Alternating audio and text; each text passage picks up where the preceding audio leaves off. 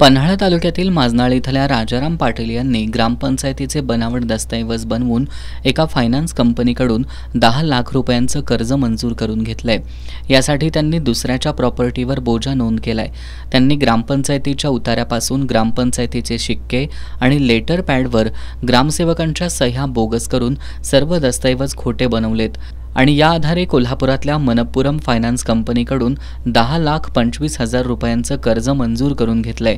याची कुणकुण लागताच त्यांचा पुतण्या सागर पाटील यांनी याबाबतची तक्रार ग्रामसेवकांकडे केली आहे।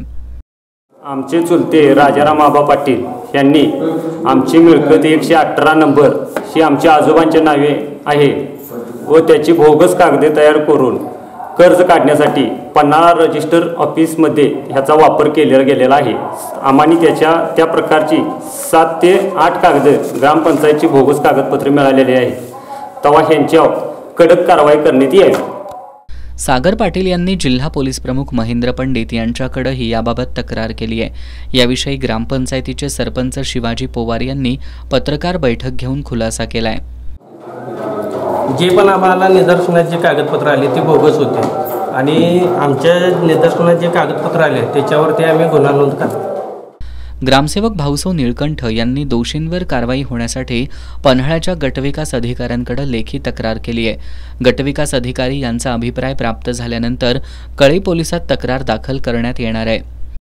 ग्रामपंचायत माजनाळकडील श्री राजाराम आबा पाटील यांनी ग्रामपंचायतची बोगस कागदपत्र तयार करून मुथूट फायनान्स या कंपनीकडे कर्ज प्रकरण दाखल केले होते आणि सदरच्या कागदपत्राची पडताळणी केली असता ही ग्रामपंचायतीमार्फत कोणतीही कागदपत्र दिलेली नसून ती त्यांनी बोगस केलेली आहेत। त्याच्या संदर्भात आम्ही कळई पोलीस ठाणे येथे फौजदारी गुन्हा दाखल करण्यासाठी दाखल करत आहोत आणि त्याच्यावर योग्य ती कारवाई करत आहोत। यापूर्वी कळे इथं खोट्या नोटांचं प्रकरण घडलं होतं।